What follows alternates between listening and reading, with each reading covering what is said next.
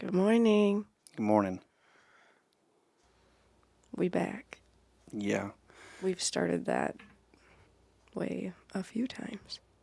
Yeah, it's been a pretty chaotic summer, and this has been far from consistent, which is starting to frustrate me, actually. It's just been like the last thing on our list, and it needs to be more of a priority.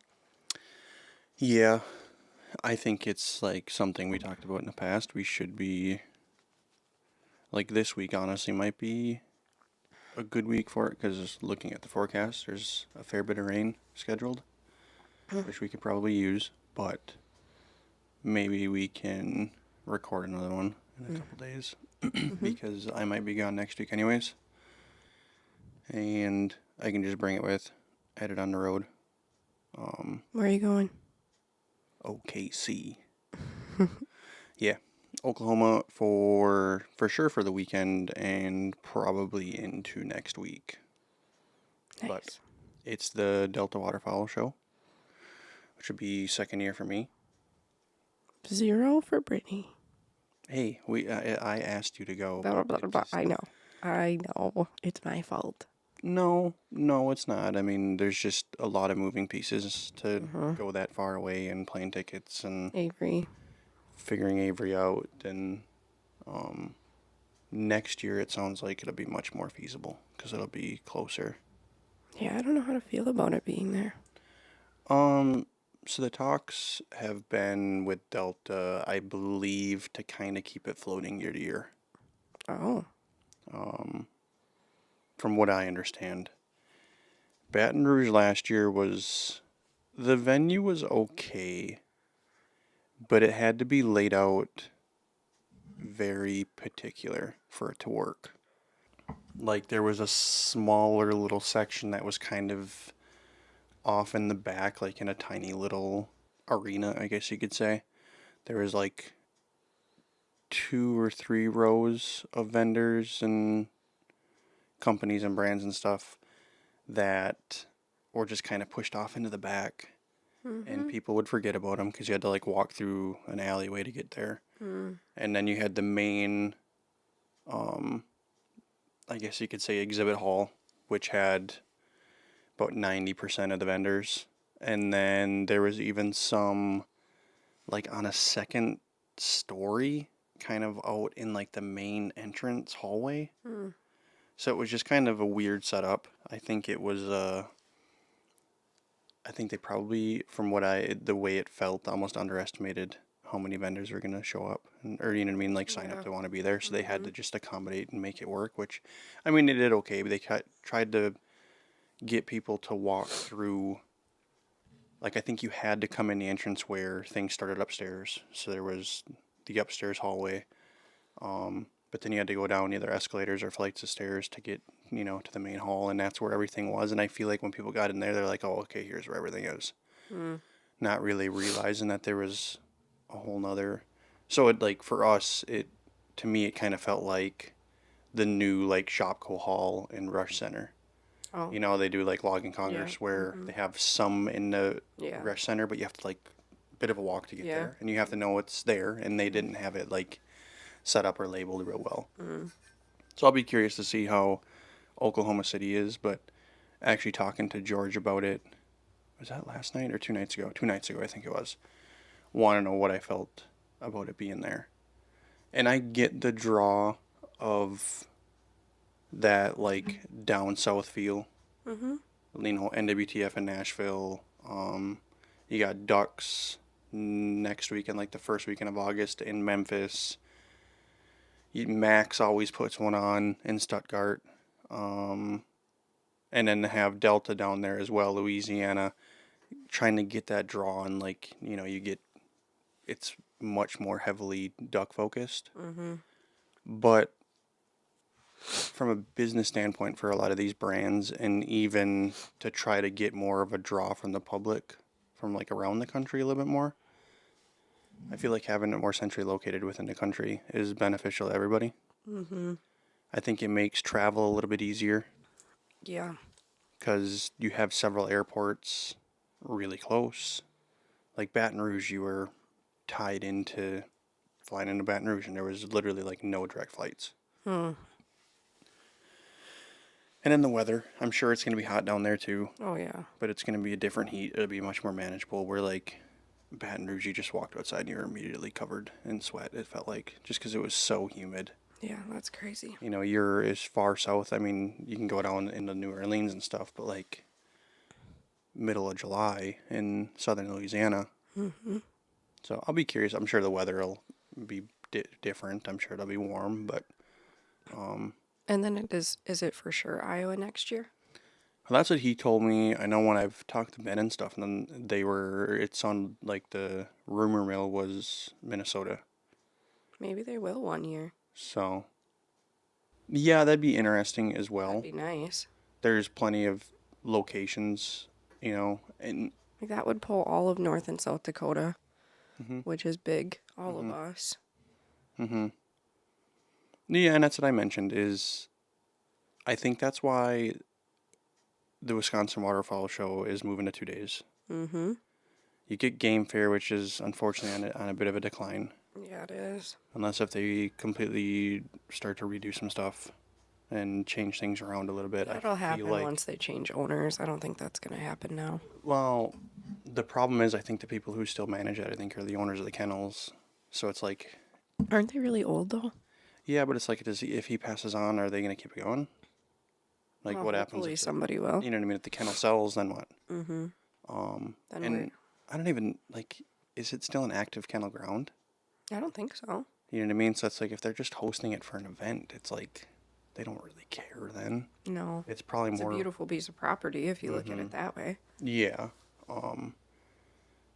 But I think I mean, for us, you get Oshkosh is there's a weekend in between, but then like you're as close to killing ducks as you possibly can for a trade show, and I think that's why it's becoming such a hit, and you're getting a lot of more draw and bigger companies, and people are wanting to come to it, and now they're moving it to 2 days, and it's supposed to be bigger, to where I feel like you have the following weekend, last week of August, and then you get early teal, early goose. But I mean, I think even that weekend you get an early goose stretch out in North Dakota. Because you always get guys that leave Game Fair that following week, go to North Dakota for a couple days to shoot some geese, and then come back to Game Fair. Really? Mm-hmm. Oh, yeah. There's a really early goose season in North Dakota. Forgot about that. So I think people at them shows are just so much more eager. Mm-hmm. Yeah, it's almost time. Season's here. You've Crap. probably been through all of your shit. You know what you need. Crap, I don't have enough shells. I got to grab a couple more of these. Like, I'm sure that Oshkosh gets hit real hard with that stuff, which is good. Mm-hmm. I'm excited to see what they do with 2 days. I think it's going to be awesome. Yeah. Again, that might be another show that eventually might have to expand its horizons a little bit because they're limited in indoor space, Yeah. and you never really know what weather's gonna throw at you. I mean, most are equipped to have tents and stuff and have the ability to kind of be out of the elements. Yeah. I mean, you look at Game Fair. I mean, like they manage it's 100% outdoors besides the little art exhibit that they have. Yeah. But yeah, I don't know. I mean, so I think moving a big trade show like Delta up here might be a better draw just because your northern states are the first to go at it. Mm-hmm. To have, so like Delta, for an example, in Louisiana last year, you were literally 6 months out from people killing ducks down there. Really? By the time, I mean, they're not killing ducks, I think, until, well, I mean, Arkansas opener is what, mid-November, so Louisiana might be able to kill ducks like around Thanksgiving. And then I'm sure there's a southern zone. Yeah. So it might not even be till December before their season opens down there. They're killing ducks into February, I believe, down there. Well, so yeah. it's like to have an expectation that people are going to come eager to spend a bunch of money, the local, crowd down there, knowing that it's like, well, I'm going to sit on this stuff for, 6 months. And I'm sure it's not a good deal, then. Yeah, why? Yeah. And sure they try to be enticing at the trade shows and get product to move, but Yeah, I don't really think they have enough maybe I'm being greedy, but you'd think they'd try to push these products a little bit more, but their prices compared to normal prices are not that much different. No, it's more of just the convenience of getting your hands on it now and not having to pay shipping. They give you a little bit of a deal of like buy one, get a % off, Yeah. or, you know, like, I don't know, buy a case of shells and you get a free bag. Free hat. You know, like one of those money bags or an extra box of shells or, Yeah. so yeah, it's always an interesting topic. I know. I was blowing my duck calls yesterday and I really want a new one. Like we don't have enough of those. I said that I should go through the ones we have, but Yeah, you always yell at me. I went through a spurt of like yeah, buying a couple almost every single year. I know. I really like Jake, so I want to try that JT again. Otherwise, I'll just pick up another one while he's in Oshkosh. You bought one last year. I blew on it. I never bought one because we had one. We have two That of them, CQ2 is what I blew with Jake. which we have a couple laying Yeah. around. You have one I bought you for our wedding. Yes. It's Is like that the blue one? Coke bottle looking one. I think is what they call it. Yeah. But yeah, I feel like though we are kind of skipping over a lot. We jumped right into that, and yes, I'm leaving. But Well, that's exciting. It's can almost trade show season. well, I mean, it is trade show season. Squad Fest was this last weekend. Yeah, you had Squad Fest, and then we got Delta, and then there's like I know Rogers Sporting Goods puts a big one on, which is actually like right down, I think, in the neighborhood of where Squad Fest was. And then Ducks, I think, is relatively new-ish as well, but they're doing that in Memphis. And then we roll into back-to-back weekends of Game Fair, and then Oshkosh, nothing, teal. Crazy. So, and yeah, now is like where the pace really picks up, and before we know it, we're going to be pumping through August, and we'll be into September, and we can shoot some little rockets. Yeah. And maybe a few geese if we get lucky. So much fun. But we recorded on the road last time. Oh, yeah. So that was our last, which means it's been, again, like probably almost 3 weeks again since we've recorded. Really? Holy crap. So Time is flying. Sorry, guys. We should probably do a little recap of Strike Force. Yeah, it was amazing. It makes me emotional. Why? Because it was so much fun and I love all those people so much. Okay. Yeah. It was wonderful. I don't know. We told everybody what was going to go down and it was just so much fun. You put some videos together that haven't hit the internet yet. Get the hint, people. Post it. It's just everybody's busy. So busy. Yeah. I mean, Look at us. I was supposed to get back over to shoot some content already, and it's just trying to line everything up, and Clients are nonstop. Dogs are nonstop. and it's the same for me, running wild. And then, I mean, like today was supposed to be busy, and last minute it's not. Leaving this weekend, roll into maybe having a weekend off, and then it's going to be trade shows with Game Fair, and there's just going to be a lot of moving parts in the next month. So it's just going to be delegating some time to this, even if it's just a shorter episode. Or again, we could do some on the road things. Yeah. I would think we'd have an opportunity. Yeah, we could do some podcast going to Game Fair or even Oshkosh with Avery. Yeah. But I feel like, why don't you tell the folks, you got to run Willow all weekend and I ran camera, so I feel like it's more interesting for, I don't know, to talk about just Willow's experience, and obviously we'll dive into the people, and She is like, just her mind is maturing so much more. Like that puppy mind of like, oh my gosh, look at all these dogs I want to play. Like that's gone. She's really focused and excited to work, and of course her favorite station was with Zach at the water, just because she thrives so much in the water. which is what we need and want, really. I know. It's an interesting take for anyone that trains dogs, is like normally if you struggle with something on land, it's a disaster in the water. With Willow, she's great in the water and we're trying to make it good on land. It's like for her, that water like slows her mind down and she can focus more, which is usually the opposite. But that dog is awesome in the water. So we actually only did Zach's station a couple times. This year, unlike previous years, there wasn't groups. I know we talked about this on the roadcast, but there wasn't a puppy group, an intermediate group, an advanced group. They let everybody flow wherever they wanted to be. That way you could run your dog as much as you wanted or less, wherever you wanted to be. So I ran Zach's station twice. He had some longer blinds through the training pond. He had a blind that you could pull off on land.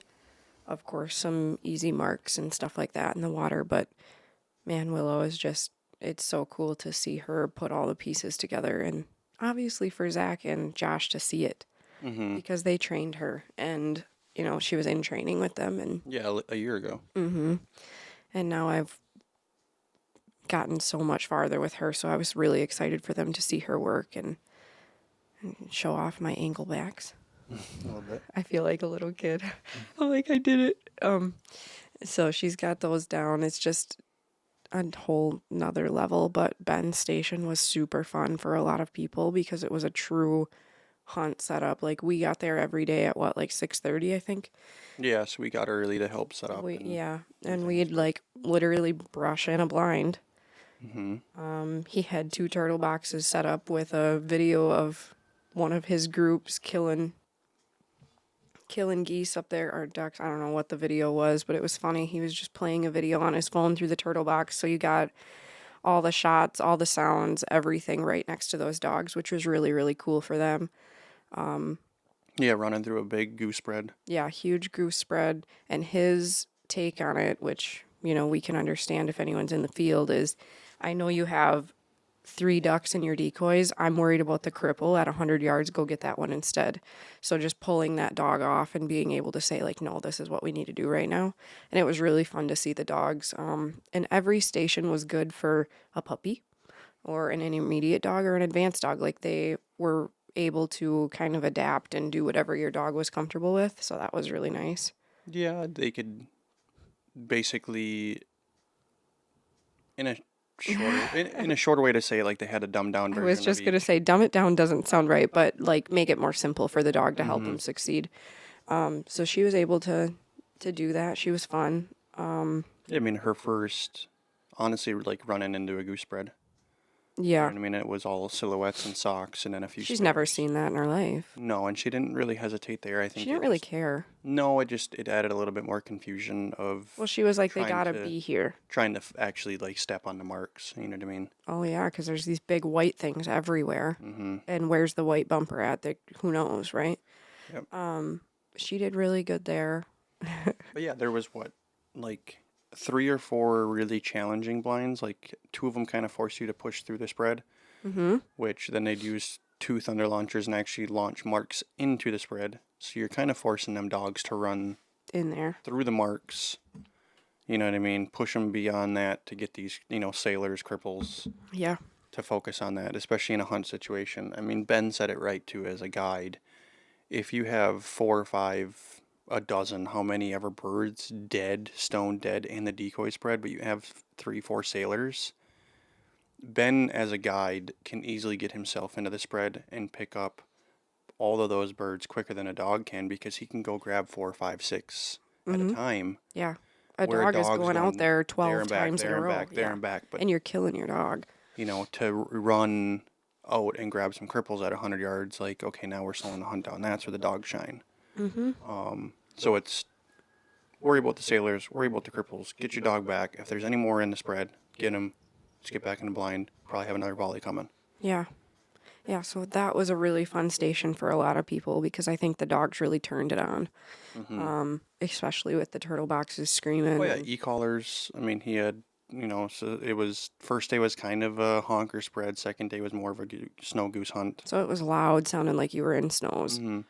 That was really good for the dogs. Willow really liked that one.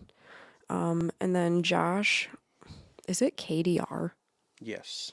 I so I screw believe it's up a keyed relationship. Relationship, yeah. So it's more of again, something we've been working on is... She does that. Yeah, but it's just continuing to fine-tune that communication side of things and that relationship between dog and handler of, no, you need to listen to me.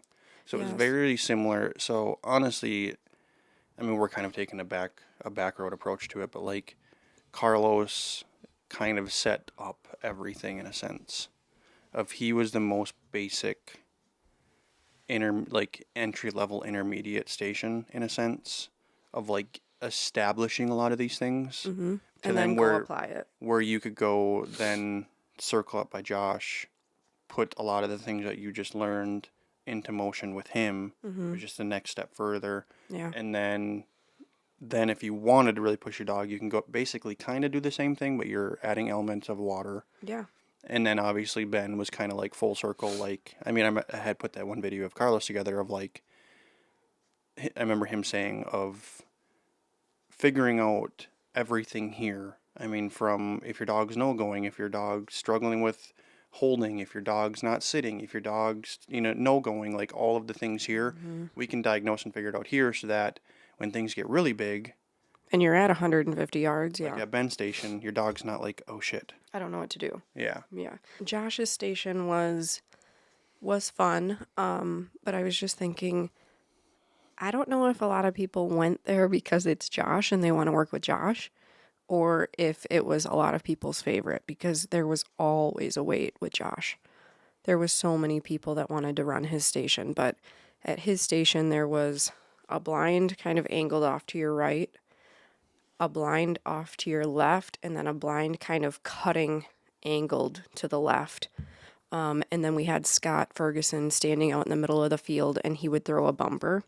You would send your dog on the bumper, turn your dog to the blind, and send him. That's obviously what we said that drill is. Yeah, so take off, Pull off the blind, or the mark. You're not giving your dog that mark, even though they just saw it. Now you're like, no, wait, you got to listen and come over here. So again, kind of replicating that. Okay, we know that one's stone dead. We have a cripple. We have a sailor. I know you can't see it, but you got to listen, yeah. So she did really good. The first day, it was kind of a catastrophe in my brain because she got stung by something, or something happened. I don't know. If she stepped on something If weird. she twisted I don't know. It had to have been a bee, the way she reacted, or something. But she got there and completely like zoomed off, like was running away from an area in between us and the blind. So to us, like Josh walked out there to make sure he wasn't going to get stung. But like halfway through, so then she shut down. She wouldn't do that.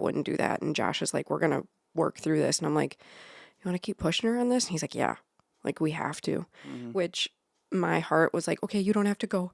Like something hurt you. Like, let's not do that one. Let's like do a different one. And he's like, no, we need to get her through this. Like, this is a big mental game for her. So thank gosh we did. He went out there and kind of like enticed her by marking it again. And she ended up doing it. So I think we didn't do much the first day because she kind of shut down on that. Right? Yeah, he said go to lunch, come back, but we didn't. We let her sleep on it and then went back on day 2 right away in the morning, and she crushed it. She was incredible. So I'm pretty sure, I don't remember exactly. You have it all on video, but you haven't shared it with me yet. I don't know if we sent her on the mark and then pulled her the blinds, or if we just pulled her off right away. Yeah, it was straight right into that same line that she struggled with. And Scott threw a mark to the left, well, to my left. I turned her, sent her to the blind, stepped on it, perfect. Came back. Got the mark, came back. And then you sent her on the one to the left and had to handle her a little bit. Yeah, it was perfect. I was so happy with that. Yeah, sent her to a blind to the left, stopped her. She took a wrong cast. I had to whistle her twice. Yeah, but I don't Not think really. She just like hesitated onto where she was going to go. It wasn't a wrong cast, I guess. But I gave her a angle back to the left, and she was unsure. So I whistled her, gave her another one, and she got it and came back. But it was like I was on cloud 9 at that point. I'm like, thank God you slept on that. And she just really excelled. But then day 2, we did more in the water. I don't think I did day 2 at Ben's, did I? Yeah. Oh, yeah, we did. I mean, honestly, we We helped set. ran Ben's in the mornings. Yeah, we helped set the station up, and then we wanted to kind of see how things would play out, and we used Willow. So you ran it like before the I event even wish started. I wish that you had the whole thing on video of me with hitting the button for the launchers. I still laugh about that. They Oh, were giving jeez. me such a hard time. I'm such an idiot sometimes. And I didn't like at the end of the day, I didn't really think it was that big of a deal, but it was just funny that everyone was giving me such a hard time. I'm like, does it matter if it's really 5 feet off from where it's supposed to be? Okay, maybe it was 30. Yeah, yeah, you were launching it through So the I spread. I had the remote for the dummy launcher, and he's like, when the third shot goes off, you hit the button. Well, then I'm like, third shot, huh? I should probably hit the button. Hit the button, and it goes like 35 yards farther than what it was supposed to, and it screws up the whole play. Well, so when you use those launchers, it's Push the button, let it load. you Push push, the button, send it, right? or do you hold the button, release? Really, Okay, so yeah. you have to double tap. So you hit it, which engages, The but then pressure. it builds. It uses a gas cylinder, so it's pulling gas in. Mm-hmm. And the longer you wait in between hitting the buttons, the more it's loading, which means the further it's going to go. Yeah. And they're like, basically, I think when the shooting starts, hit the button. When it stops, hit it again. Well, Brittany doesn't listen very well. Mm-hmm. It And was so funny though. I don't know if yeah, anybody thought it was as funny as I did, but I'm like, oh, whatever. Yeah, yeah, don't put me in charge. you were struggling a little bit with it. It was either a little bit of a landed like 5 feet because you were hitting it real quick, or you were letting it load and you're launching it like 40 yards I'm through like, the this spread. is a lot to think about, okay? Mm-hmm. Yeah, blondes. Naturally dirty. Mm-hmm. But overall, Willow was she was awesome. She slept great in the Airbnb, which I was surprised by. We didn't bring the kennel in until like the last night when we went to the party. Oh, you She was used going to one be of there alone. Yeah. used one of Kristen and Pete's. Yeah. Yeah, Chris had an extra one. But yeah, she slept great in the Airbnb, which was nice. I wasn't sure if she'd pace and whine all night long or how she was going to handle it, but she just slept at my side all Well, night she was pretty tired and exhausted, but the weather cooperated, which was nice. Yeah, so Thursday we got a ton of rain and everything was soaked, and we're like, oh, this is going to be fun. But Friday and Saturday were gorgeous. Mm-hmm. Saturday was a little hot. Friday was really nice because it was kind of overcast, cooler. But yeah, like it rained through the night and stuff. So I mean, like you were soaked Whoops. setting up Ben stuff and like you're Yeah, working I was through helping tall. Ben with brush, and I just had like some thin Sitka pants on. And all of a sudden, I'm like, I could pour out my boots right now. Pour out. And everyone's got like bibs, and Yeah, I was running around my fishing bibs. I'm like, gosh dang it. Why did I not become prepared? Mm-hmm. Kristen Yeah, had big bibs on too. I'm like, shit. I I did not think about like morning dew. But I wanted to talk about Carlos's station a little bit because I think on the last day is when we really worked together. and that's an interesting. That's honestly like the one. I wouldn't say it's a regret, but I wish I would have mic'd him up a little bit more. Everything And he says is so insightful. And I could probably, I mean, there's a ton of stuff. It's just to have that conversation to see what else they would like me to do with what I do have, because there's a ton of more. I could sit down and keep going, putting more things together with it. But just very, very kind of outside the box approach on Outside several. of the box thinking. Well, that's what I mean. Yeah, You know, he on several really things. he can really like break a dog down and figure out like what they're thinking, what they're struggling with, how to like help them through that. Very behavioral focused, Yep. which is kind of his specialty. Yep. So they're from on the East Coast, the Boston area. I think they might be. Are they in like Connecticut or something now? I think. I'm not exactly sure. He just told me on the phone. Sorry, I don't But remember. I know they're originally from Boston, but I think they're outside of that now. And professional trainer at a kennel and everything there, and they train any and all dogs. Yeah, really. when I was on the phone with him yesterday, day before, he said that he was bringing a reactive dog to a park to train with the owner. And so like he does everything. But his station was really nice on Saturday because There's been a ton of conversation around if I want to use the e-collar, if I don't. And it's been something that's been very difficult for me to figure out. And what am I going to do? And then I need to be consistent in just making that decision. So I was talking to him about, here's my thoughts, here's what I want. I would like to, but I don't want to need to, whatever.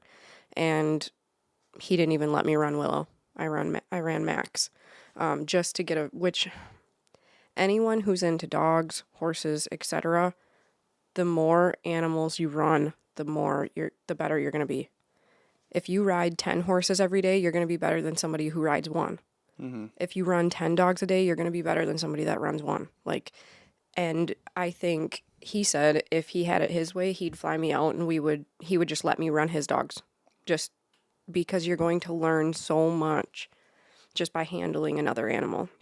And so Max is pretty advanced. He's like, I think, his best dog. And so he just let me work with him with the collar and the whistle and all of that, which was really beneficial. And then I came home and applied one of his drills, which I don't really feel like explaining right now. It's kind of hard. But one of his drills, and we worked on it at home and kind of realized, yesterday or whenever it was, that it was actually causing a little bit of hesitation in her. Because when we would go back to doing things in a different way, she was real snappy on the whistle. So overall, there was a lot there, but just taking what I learned with Max and applying it at home has really helped Willow, and I've seen like massive growth in her confidence in the last couple weeks. Yeah. But we really should get that training pond cleaned out or around it and start using that before season. Well, if I could get a couple months of little water work, it would be it's something we need to a big help. Need to go look at it first, because I don't know how things will look. Like small stagnant water, like it might not be able to be used right now.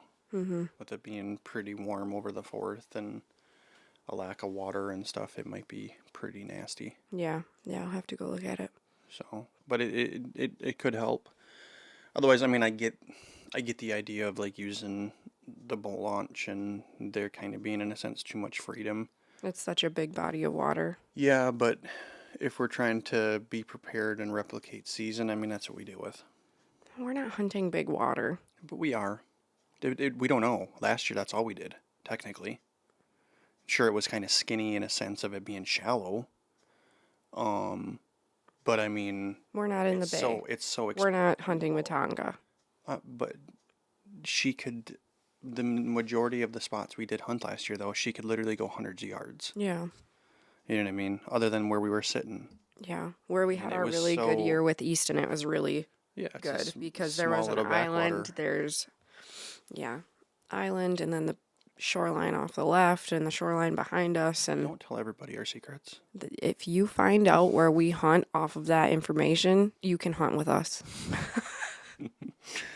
But, so I don't know. I mean, But I get the idea of trying to work through, but it is one of those things that honestly, when we have some extra time, whether it's an afternoon or a weekend or something, like we should start to go explore some of these bodies of waters that we do hunt, and we can just bring us stuff with and train. Oh yeah, train. Yeah, that's what we kind of did last year when we were like scouting and setting up and stuff. Just train wherever we're at. Mm-hmm.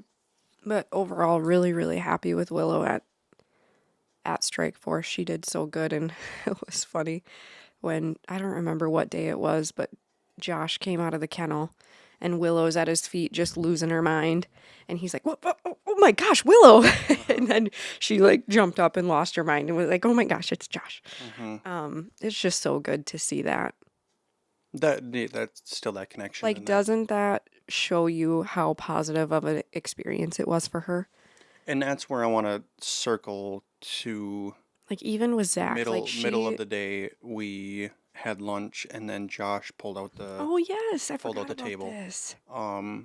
So was it Hunter's dog? I don't remember his name. Yes, but to explain things in the traditional sense of the retriever world, duck dogs, even upland, just gun dogs, bird dogs in general, it's always been, I wouldn't say always, but it's traditionally a rule with them to do force fetched, Mm-hmm. which can really complicate things. It can Be very painful. Well, it can be Be painful very bad experience. yeah, for the dog, and it can again like down the road if it doesn't go well, You're just ruined your dog. like you're just you're complicating things forever. Yeah, if you ruin their mouth, you are screwed. Yeah, you can develop a dog to A be retriever's mouth is their world. yeah, you can develop a dog to be super hard-mouthed. They can be scared to grab anything. They can Yeah, become very it's disgusting. disobedient, and there's some dogs that just fly through it, and it's really not that big of a deal. They're just, and I think that's where you really get. Some people are gonna be like, "Well, it's really not that big of a deal. My dog was force fetched, and like it was fine." But you probably have really good lines. It's probably bred really well. They probably have that natural ability. Sure. Like as a puppy, they were already picking stuff up before you even had to consider it. But Josh really got away with it, and he developed a. Well, he kept asking the question. I want to say this. He was asking the trainers that he was working with, why do we do it this way? Josh is very much a why guy. Explain to me why we're doing it this way. And it was always because this is what we do. It's Because just this is it. the age old And trick. he's like, I don't agree with that. And he's like, I started to like try to figure out a different way to help these dogs through this part. So now they call it trained retrieve. Yeah, so it's a hold conditioned. Mm-hmm. They're just conditioned to hold anything and everything. Mm-hmm. And it's a very intimate experience. Mm-hmm. So they basically if he ever use like puts it out, people have to watch it because. Well, I mean, I did document, and that is a question I wanted to talk with Josh when we're able to sit down. To, I was able to film first and second day because we did it both days within the progression of Hunter's dog who never set foot on a table. Never met Josh in his life. Yep. And then also second day used Willow to just show what more of like an experienced been here dog did, and then it's also kind of opened our eyes to like these are things that are like you're establishing very early in the intermediate stage, and to know that she went through that 2 years ago, that it's still beneficial to even revisit and go through some of that stuff now, because she's did for a period of time develop I would say a tendency to just roll that bumper in her mouth. She's just sloppy and kind of she throwing would her put head her head around. up and she would just roll it, reposition, roll it. And I'm like, Which- gosh damn it, dog. It was just annoying for you, rather than I Well, guess. we did struggle with it in season. She would not hold those birds for a picture. Well, not for very long, which is like part of me is like, okay, I understand. I don't. Get a picture, but then also it's like, you know what? Don't get too fascinated over that bird. Otherwise, she's pulling feathers. She's, Well, you know what I mean, wanting to, yeah. and it can turn into a problem that way too. So, Mm-hmm. but he developed, and I don't know, I wanted to say founded, but like basically developed this new fetch capability tactic. I don't know how to really say it, but it's called trained retrieve, and you're conditioning your dog to just hold anything, everything, and it's very intimate. Starts out on basically a workbench. Yeah, that's And exactly what it looks like. Get them comfortable. You're walking back and forth, and there's a cable through. So it's a workbench. So you're working at eye level with the dog. So like I said, super intimate. You're really in tune. You're allowed to engage in eye contact. You know what I mean? And there's basically an arch, 2x4s, and then they put a cable in the middle so that you have you can put a lead on a pulley that runs on a cable. So They can walk you can back and forth. gain control of the dog to have a collar, but they have the freedom still to walk back and forth. So that's just kind of the first step, and then it progresses into, which is probably like the most harsh part of it, is just you have them kind of collared to the post on the side, so you're gaining You're full just control. keeping them You're just still. Yeah, and it's just about having control. Because once you get to that point, it's like, okay, now it's, basically they sack them out With a glove on. get them really used to just being there, comfortable, just chill, Touching just every relax. foot, every toe, every part of their body. Yep. And then it legitimately progresses into you wear a work glove and they start to hold your hand, which is where it gets super intimate. So it's honestly at this point, like no e-collar or nothing. And there is ways to use it, but it's you basically put your 4 fingers in their mouth and then you put your thumb Under their below jaw. the jawline, and If they give you resistance. it's the same thing. It's a fetch command. Let them take your hand into their mouth. Hold. They should put pressure on your 4 fingers, and if they're a little bit resistant, you can apply that pressure with your thumb below, and you just give them that command. And this is the same thing, pressure on, pressure off. The second that she's holding it the way she should, your thumb releases. And there should be a cross-reference at some point within them of... I hope we're not giving away all of his secrets. No, because, I mean, if you want to be a Retriever Roadmap member, I mean, it's all walkthrough, you know, from every step right there with it. But it's super cool to see, and then that's like that relationship that you saw, and that's why it got me onto that topic of like Willow coming back. Jumping up on the table and being super excited to be up there. Yeah, and remembering it all. And you see, and I mean, Josh is vocal about it, like honestly, one of his favorite parts of all the whole, I mean, he loves his advanced dogs. But as far as like the developmental stages get into that point, like being on a table is like his favorite thing. Yeah. Because you're super intimate. He'll just sit down on the table and just relax with that dog. And you saw that with Hunter, with his dog. I mean, super anxious. I mean, drool running, panting. You know what I mean? And they just got a break. I mean, they were working through lunch. A lot of them are just chilling and hanging out. And to all of a sudden, this dog's super chill, relaxed, and basically laying in his lap. Yeah.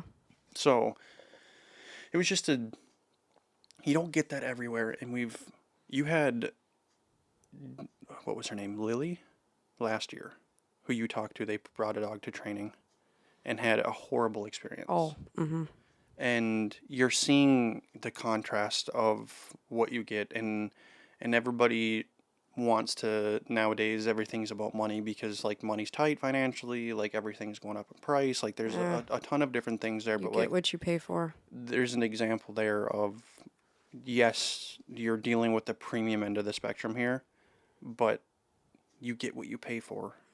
And to just see it firsthand, and then you see so many dogs that show up at this event that were trained by them there, and they just immediately recognize it. Yeah. There's no fear, there's never any like, hesitation. hey, it's Josh. Run up to him, you know what I mean? Like, haven't seen him, like it's like that dog's reconnecting with an old friend. Yeah. Yeah, it's so cool to see. And they're so eager and willing, and just the environment and the experience that they're getting there, and even beyond what they do at the kennel, if you want to sign up for Retriever Roadmap, you can have the same thing. You can do the same things. You're getting all the same philosophies, everything from start to finish. You get to see it. You know, and like you said, if you want to use an e-collar, or if you don't, if you want to, like, you know what I mean? And there's an e-collar route and a non-e-collar route. And there's no force fetch mentioned. I mean, I'm sure there is, but like you're not seeing anything about it. No, there's a trained retrieve portion where it's just on the table, intimate with your dog. And seeing her connect with him so much on the table, like you would think that that's a very high stress situation. Now it was for Hunter's dog because he was new, never been there, up on this big table, what's going on, all these people. He was a really young dog too. But like Willow gets up there and you see her entire body just relax. And she's just like, okay. Like it's more of a connecting moment for those dogs that have, you know, successfully completed it. They're just like, okay, good. Now we can chill. It was very, very good to see. I completely forgot about that. Yeah, I mean, just as from a, if a person was looking for any confidence or reassurance of what kind of a trainer, you know, like there was a perfect moment of like, I have nothing to worry about. My dog is in amazing hands. I know. I was just gonna joke a little bit if Josh would ever listen to this. Like his communication is the best when a dog is in his program. Like I talked to Josh more when Willow was in the training than I ever have in our relationship of like 5 years. Yeah. You know what I mean? Like when she was in training, it was text messages always coming through, videos, good morning guys. This is what we're working on today. Willow's doing this. She's struggling here. She's excelling here. Like his communication is top tier when you have a dog in his program. Well, that's what means the most. And then for him too, as just like you know, I mean, I get it because it's a representation of your business and your livelihood, and I don't even want to know the memory on his phone. Like he keeps long notes of every dog he's ever had in training. We talked about something and he opened up his notes and found Willow. Went from back last to year. Willow. Yeah, that was crazy. I'm like, she did intermediate 2 years ago. I mean, yeah. Well, yeah. So I mean, it's just and then I said, what do you do? Keep those records for 7 to 10 years? He's like, yep. But it is good for him to pull that back, especially if somebody's coming to, hey, Josh, and sets up one of those one-on-one calls. And he's like, my dog was in with you 2 years ago, and this is what she's doing. Well, let me pull up the notes. Oh, yeah, I see we struggled a little bit with that. Let's do this. It's just so nice for him to reference that, because working that many dogs, how can you blame him to not, he's not going to remember. yeah, you have to be detailed. Yeah. And he is, and it is. I mean, you just to know that you're putting when you're sending a dog off for 3-4 months. Mm-hmm. You know what I mean? And we're fortunate that we could go over and visit and see her and be around. But you get people like, I mean, this week he said like a ton of out of state clients in. Yeah. So you're trusting somebody. You have You know to. what I mean? And Austin's going to Africa, and I think when she says up north for training, I think she means with Josh. oh, I didn't. I assumed she was going with. No, she posted that she's got to drop Birdie off up north for training while she goes. Okay. And I think, she's found a love for Josh, obviously, with just how well he does with Birdie and how much Birdie likes it there. And that's another thing is like, yes, they're in a kennel, but these dogs freaking love it. Mm-hmm. Like, of course, no, they're not on your couch. They're not in your bed. But Willow has never once hesitated to go back in the kennel. Ever. It's like exciting, and they come out so many times a day. They're not just sitting in there. They come out 3 times for exercise, and then if they're trained, I mean, 3 or when 4 Willow sessions. when Willow was in training, she was in that kennel to sleep. Mm-hmm. I was gonna say mature, but whatever, however you want to say it, is she still has that drive to want to do it right by herself so bad. And it's not a giving you the finger, I'm doing it for me. She wants to show you that she can do it on her own. Mm-hmm. So what we need to work on, or what I'm going to work on, is running through Old Fall, which is kind of what we did a little bit at Strike Force with Scott and Josh's station. Yeah. So if you had an advanced dog that ran that left angle, you were running 30, 20 yards from where that mark just was. Mm-hmm. And so when Willow gets out there... I mean, but even beyond that, it's every single station, though. Dogs dropping bumpers, like... running back, yeah. You know what I mean? Each mark is not hitting the same spot perfectly. You know what I mean? It's like you have a mark here and here and here and here. And I mean, that radius of where the marks actually were throughout the weekend just grew. Yeah. To where there was a lot of running through Old Falls. Yeah. But, like, right now, if I send Willow on a blind... and I whistle her, she's like, okay, I gotta find it. Like, I know where this is. Like, she wants to do it so bad, and we just need to keep building that relationship of, like, you may know where it is, or you may want to figure it out, but let me help you. Mm-hmm. So that's something that we really need to work on, and we did yesterday or the day before. I honestly didn't even realize that I was doing the drill that Carlos recommended when we were doing that pile work horizontally. Mm-hmm. And then all of a sudden we set up a random blind on that right side. And you said, like, this is where Carlos said to use the whistle. And I'm like, shit, I didn't even realize what I was doing. I was just running her on some blinds. But I was running her right next to that Old Fall. And the first 2 times I sent her, she wanted to veer. And I'd reset and she listened. But that's more of that stuff that Willow needs, is like, even though you think you know, I need you to listen to me instead, because I'll help you be successful. Well, yeah, that's a keyed relationship drill. Mm-hmm.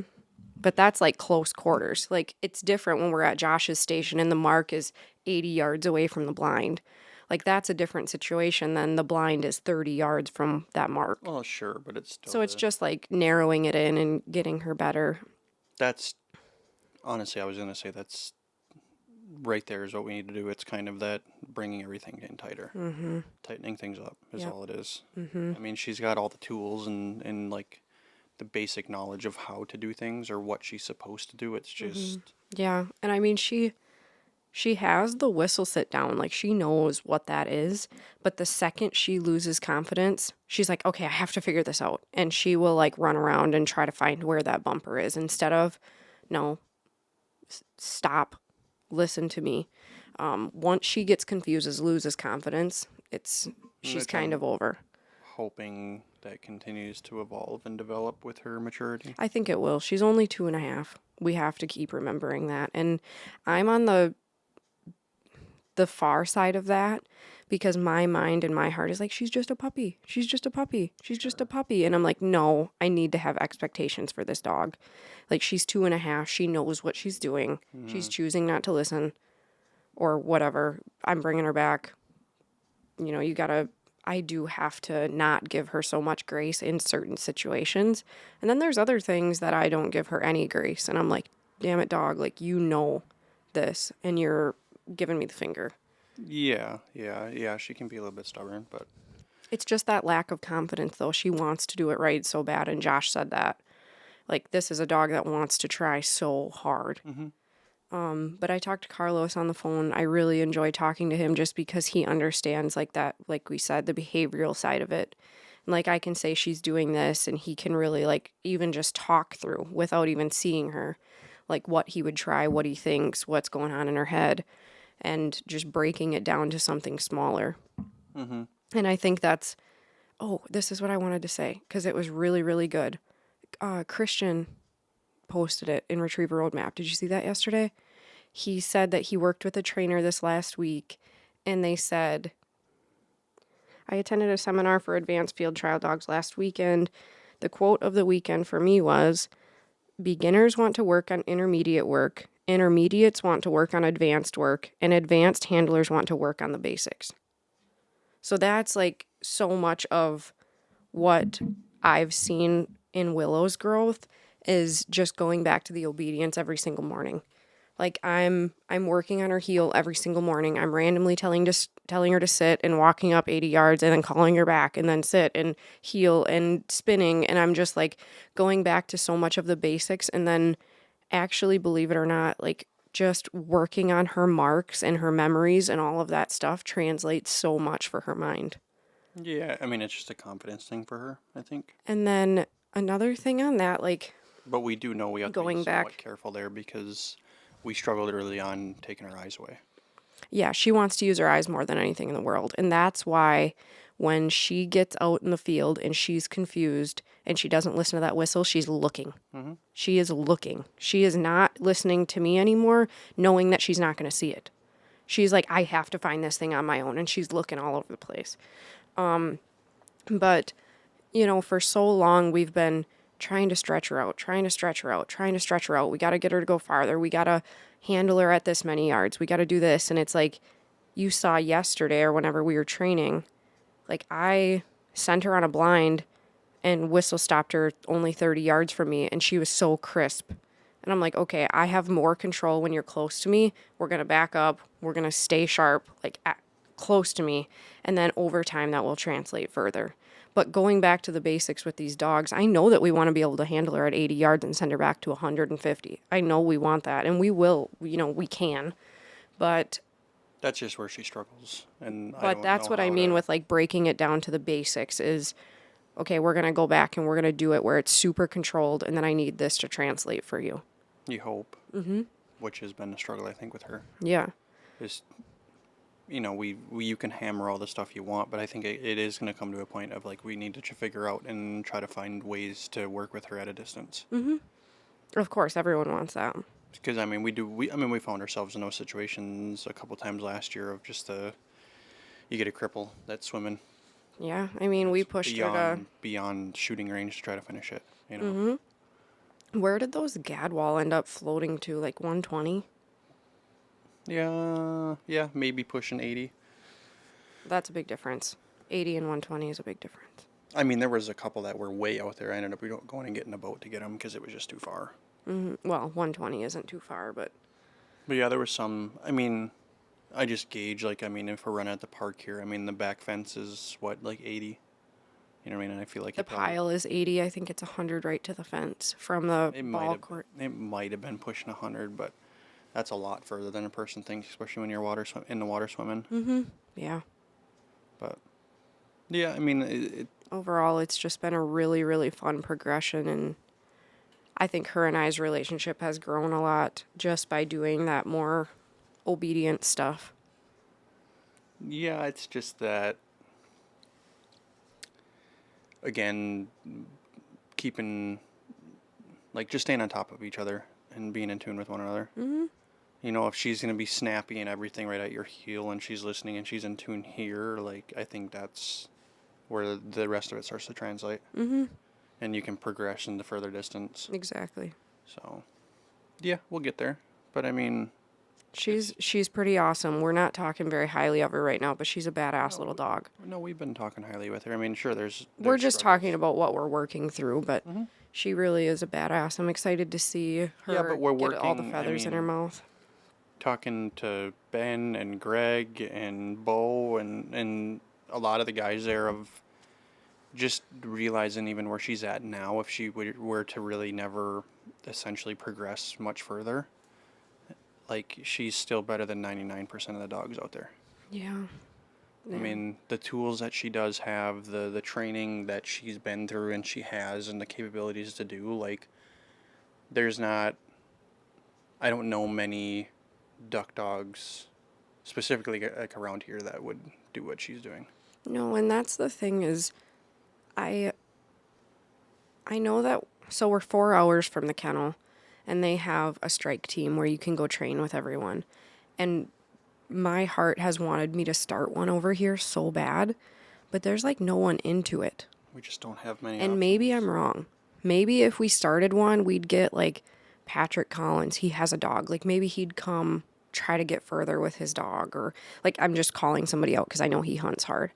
But I mean, we could put some feelers out there, but then I mean, and maybe it doesn't have to be a strike team. Maybe we can just say, hey, we found this place. We're gonna go train. If anyone wants to come train dogs, we're gonna throw some bumpers, see how they're doing. Yeah, but then I mean, at that point, you might as well just turn it into a strike team, even if it's only a few people, because it's helping out the broader idea of things, of getting more people engaged within the community too. And Yeah, I just don't know anybody there will be around here that has like a good. There will be. I know, like, the Dahlquists they're out of Rylander. They're on the list to get a Riverstone pup, and I'm sure there's Well, some. I think like Lily would come up. Yeah, I mean, I know She's Oshkosh. there's quite a few people that are into, I mean, I guess you could say goose hunting specifically around, like, the Anago area and Marinette, or right? Yeah, down that way. But I mean, yeah, it's just you'd almost have to advertise and try to find places that you could go that would be a little bit easier of a commute, but like you'd probably be pulling people from a couple hours away. Mm-hmm. Yeah, I mean, But there's a possibility. the strike teams do. Everybody. Sure. Every strike team has people coming from hours away. I mean, sure, there's a couple that are real local, but yeah, that's kind of been something I'm just like, I don't really know anybody that has.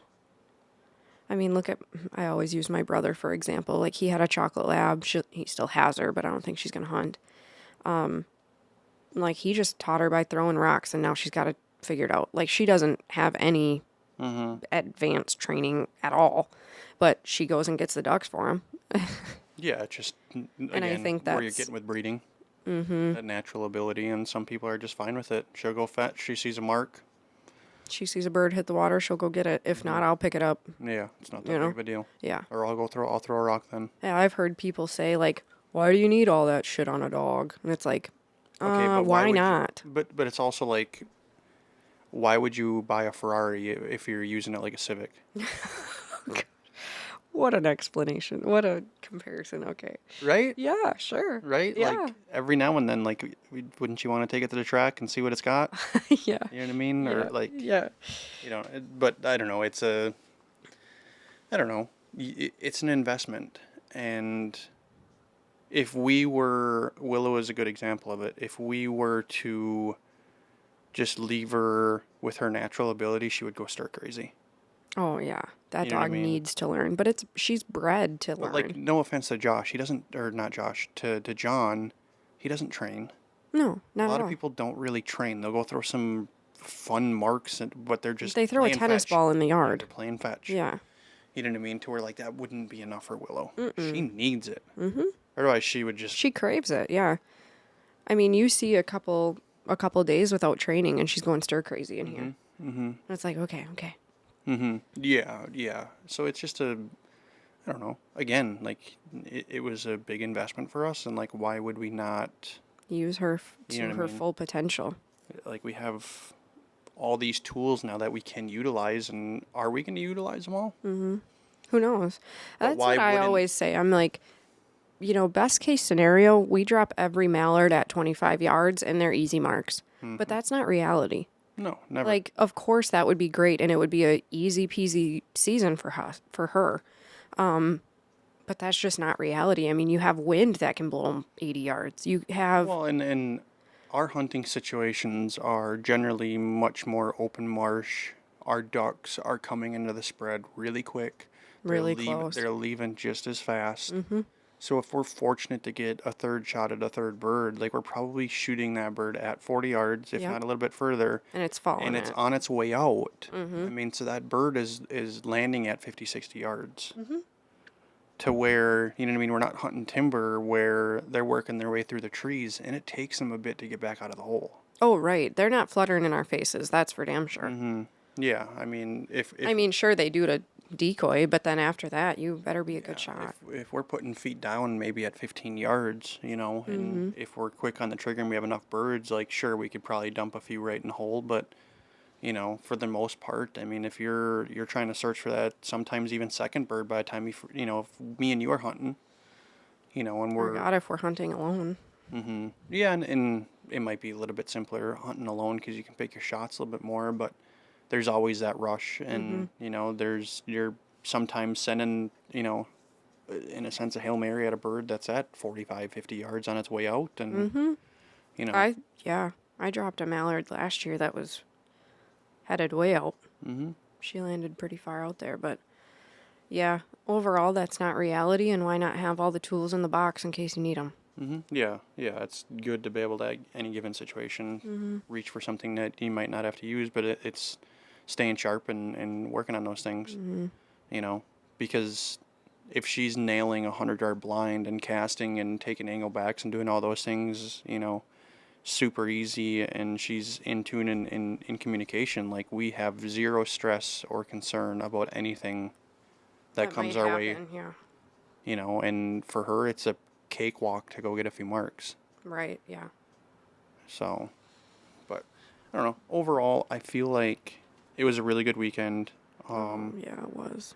Outside of the dogs, it's just the laughing, the banter, anywhere you go, the conversations you have, the new people you meet. So good. Um, Everyone's so nice. a bunch of new members that were there. A lot of young dogs coming in. Yeah, and I was gonna say that I think there was really only like legitimately one puppy there. Christians. Christian brought his, but he also has, you know, his I don't even his know how main to dog. say his dog's name. Bjorn. Yeah, I don't know. So, Bjorn, but I don't know. But then like Friday night, they had everybody at the house, and Christian and Pete pulled their frickin' trailer from Texas to a crawfish boil, It was amazing. which is insane that they would do that, but even that they're willing to do that. And then put on a boil, and they brought in a live band, so we had music, and everybody just a bunch of fun. It's like, Bring your own drinks, just hang out, your chairs, just kick back, unwind. yep. Listen to the music. Just Dance if you want to. BS, and you just even like the dog, you're building on the foundation of a lot of friendships. Yeah. And unfortunately for many of us that do attend, it is sometimes the only time we're going to see those people all year long. I know. So that's why it's slowly, and I wouldn't say slowly, but quickly become one of my favorite weekends. Yeah. Because, I mean, Carlos is an example. Like, if we're lucky to see him again until next year, Well, yeah. it's, you know, we need to make an extreme effort to be able to do that, to connect and do it, you know, and Yep. Ben up Kristen in and Canada Pete. and Kristen and Pete in Texas, which we're going to go down in January. Mm-hmm. They invited us down to come and shoot some ducks late in I the year. texted her about that, and she said that we just need to nail down a date. Yeah, let's Just tell us when. see when your birthday is. Yeah. And when their season runs, and what we can do if we want to put it in the middle of the two or around your birthday or whatever. But to go down there and just hang out. That's what I want to do. I just Shoot a want few Avery and birds. Sawyer to play Yeah, and we'll bring Avery. We'll train dogs, kill birds. bring Avery, bring Willow. Run on down there, have a good time, and just enjoy it. And then to Saturday at the venue, and Nate and That was such a good meal. just doing his damn thing. God, he's so good. So yeah, Nate and Jamie, actually, I don't even know if they were really there at all Saturday. It was just mostly No, prep. they were all.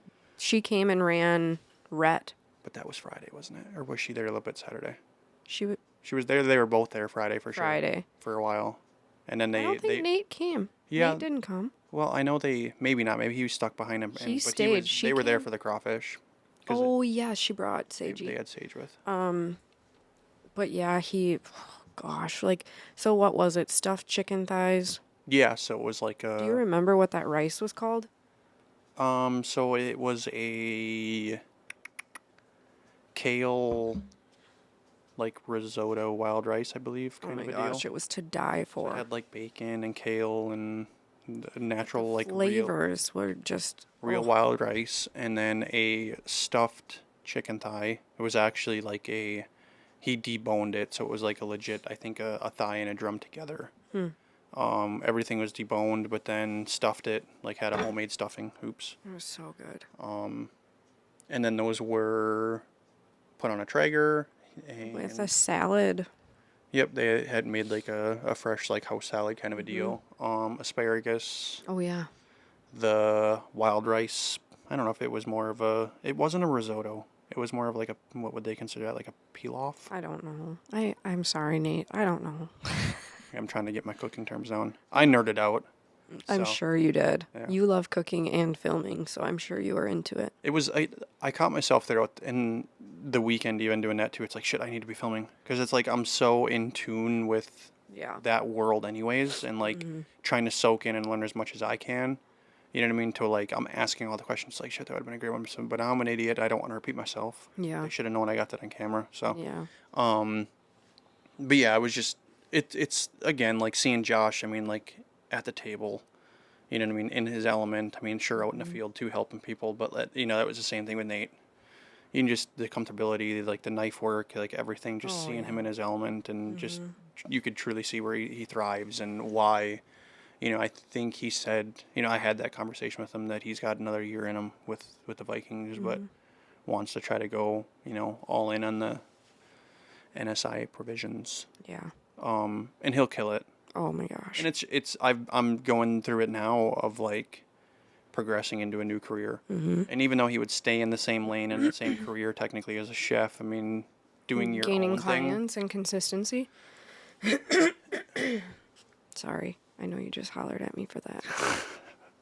Editing work. I had a frog in my throat. Can't you just tell AI to remove that? Yeah, I wish it was that easy. I'm sure it would be someday.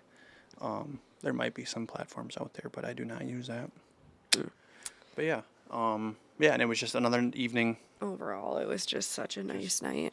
Hanging out, having a good time. Everyone kind of disappeared and left for the night, and then it's just us and our close friends sitting on coolers eating crawfish at 12:30, whatever it was. Oh yeah, at the house, yeah. we came away with another pretty solid haul of coolers and stuff. I didn't spend as much money on raffles, but we did. We came out with a huge New grizzly cooler with a big Retriever Road map emblem. And a black And a black duck. You can see it.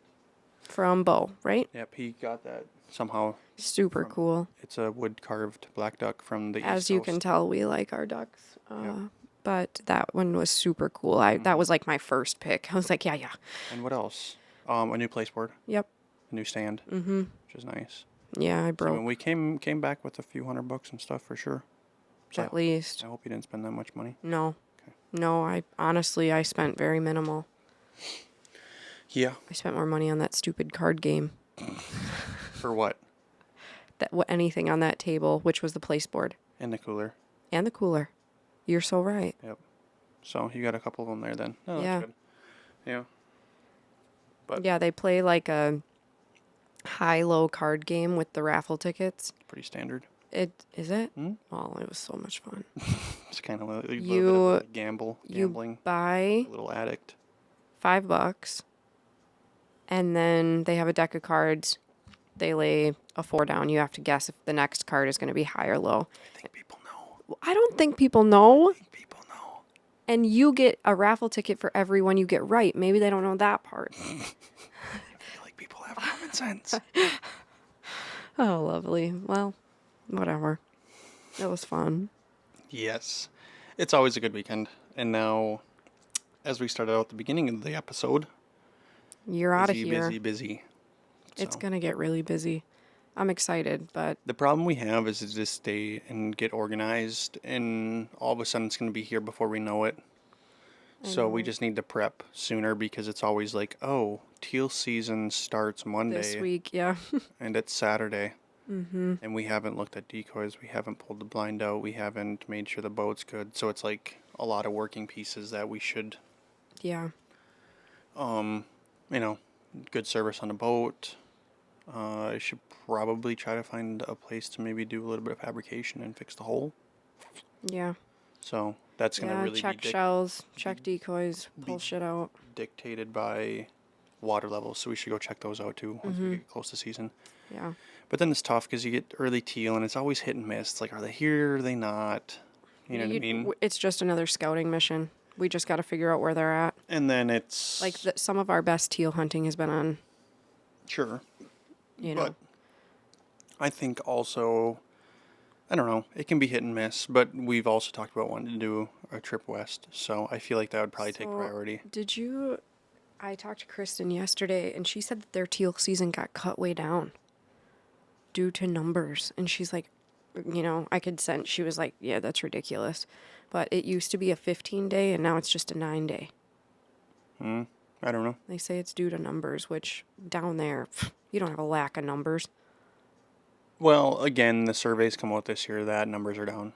And it's been like 3 or 4 years in a row that numbers have been declining. Teal down there is just wild. Okay, but they're like what is that, El Campo, I believe. Like they're in prime spot. Yeah. You know what I mean? It's like parts of Florida and southern Louisiana. Like it's just the teal come in like mosquitoes. I think our bag limits are all staying the same this year, right? Yeah, they just upped the pintail limit. Wow. But We don't really have much. I think that's the only change is I think they bumped the pintail to 2 now. Can't we just get 8 a day? If you go to Canada. Really? Mm-hmm. 8 of anything. That's crazy. Go- Isn't that crazy? You can go shoot 8 hen pintail if you want. There's no bag limit per species. It's just 8 ducks. Okay, but I think I kind of like breaking it down. Because Yeah, that's I like mean- part of the game. Yeah, I mean, you got to really know your species and what you're Yeah. shooting and stuff. But, Yeah. Like we got a flock of mallards coming in, you can only shoot one greenhead. Or like, I don't know, it's just part of the game that we enjoy. Yeah, pick one out. Yeah. We're like, these are all gadwall, just wait, Sure. That's a lot of fun. That's my favorite part about teal season is just sharpening up on our species. Well, yeah. It is a harder time. I mean, I guess it's not. A No, lot of not it's off really. of bird size, but And everything. flight patterns and everything.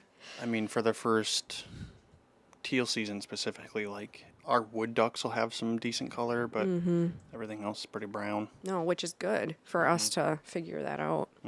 But it's been progressively changing. We're getting to, and I think that might be why I almost wonder if these conservation efforts should be looking into maybe expanding horizons a little bit of where they're doing these big national surveys, because a lot of it does concentrate in the North Dakota, I believe, the Prairie Pothole region, which is understandable because that's just notorious for breeding grounds. Yeah. But as that changes and things are drying up and like the landscapes are changing, I almost wonder if they shouldn't be trying to branch out a little bit, because I feel like progressively over the last 5 or 6 years, like our nesting habitat here has increased. Yeah. I feel like we're getting a lot more birds here. We just had goldeneye have babies here. We've never had that. Yeah, and it's just Matanga is always Sure. mallards, and then Gar told me, he's like, those are goldeneye. I'm like, no freaking way. That's so cool. sure. And then it's also, but then again, it's really piqued my interest of like we've never really scouted in the early spring when things are nesting to see what we do have. No, because you don't. Where it's like, you know, what have we been really nesting? Because I mean, like opening weekend last year, I mean, yeah, we were shooting gadwall, we're shooting widgeon. Like, There are was they a all couple, starting to nest here? was it a couple years ago that there was just widgeon everywhere during teal out I on Little think Rice? we saw a few last year, but There was one year that there was like flocks of widgeon, and I was like, holy crap, where did you guys come from? yeah, yeah. So I mean, that's where I'm like, are our numbers really down, or just like they are in the fall, like their migration efforts and where they're nesting it might be drastically shifting. Oh, yeah. You know, like I was shocked at the number of ducks that I saw. Wait, I mean, when I was in Saskatchewan, I mean, I was about as far north as you would think ducks would be, but like every little creek, like all the wooded, I mean, very similar to here. So it's like, okay, I guess thinking about it that way, it's probably not much of a shock, but I mean, way up in the bush, and any water that you could think of was full of ducks. You know, so it's like, and that was, what was that? June, May? In May, for them to be way up. You know what I mean? To where it's like, well, clearly they're nesting up there. Yeah. So, and I mean, even Ben, he's northern Alberta there, and he waits. So I mean, they're obviously migrating far north of him and nesting and doing the whole thing there. So Yeah. it's, I don't know. I get the idea of numbers being down in North Dakota, but water's also down. Yeah. So is it really that big of a shock? Right. So I don't know. See, It's always let's an pray for interesting rain. topic. But yeah, we just need some rain to help maintain what we have. I bet we're in a decent situation now. Yeah. But I mean, again, we really have 2 months until big duck season. So if we don't get much rain in that period, like, It can be bad. it can put us in the same situation as we were last year and struggling to get to where we want to try to hunt. Oh, we stopped. Row. Both of them, all of them. We can just wrap up with this one. Okay.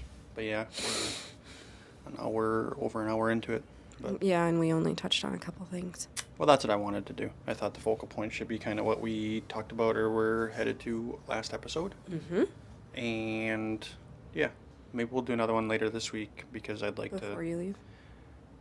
Yeah, we should make an effort because then I could edit. I have time now today. I could probably maybe even get this one together now right away, and then try to get more consistent with it, Yeah. leading into what we got going, and so. Yeah, it'll be easier. I think we'll be able to do some more road casts. Yeah, and I mean we even brushed upon it. Like even when duck season rolls around, it'd be an effort that we could do there. I mean, we have a 40-minute drive to our favorite hole, so if, we do a quick half-hour podcast on our way and what we've been seeing and what our plans are and check back in on the tailgate, it would be fun. Yeah, that wouldn't be a bad idea. Tie them together, a before and after hunt kind of deal. Yep. But- I should probably order Avery some waders. Sure. So at least some knee boots. Keep her dry. So, I mean, you could do knee boots, and it's not like she's gonna be walking in the water. She fell in a hole a couple times. Sure. But if she had some knee boots and even just some like rain bibs kind of deal, might be a I cheaper think alternative. about, we often hunt pancake for her just because it's easy. She could walk around and stuff. She'd find that fun. Sure. But just keep her comfortable, keep her It's warm. again, she's on this path of like, do we keep spending all this money Growth. knowing that next year we're gonna be buying them again? I know. So, I know. How small do those sheen waders get? yeah, I don't know. Probably not that small. No. But you always say that wrong. Whatever. I'm sure everybody that's into it probably like, you're saying it wrong. I don't give a shit. Okay. Shin. Shin deep. Okay. That's their thing. Really? Yeah. Thought that's when it came out their first like Shin. little tagline. Shin. Shin. I love Shin. I love my Shin waders. Yeah, I'm hard pressed to not buy some more of their stuff. They just released 2 new items for this coming weekend. A couple new jackets. Well, you can But- bring me home some boots. Speaking of that, I should bring mine and have them take a look at them. Yeah, you should. And then buy me a pair. The crease in them is cracking. I mean, they're still waterproof, but the rubber coating is cracking. They'll be amazing. So, okay. All right. Until next time. Until next. Sponsored by Shin Gear.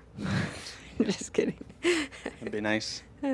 One day we'll get there. We just need to get consistent with this, and you need to start doing clips. Yep. Yes, sir. Okay, Jimmy? All right, Jimmy. All right. Love you. Love you. Bye-bye. Bye-bye.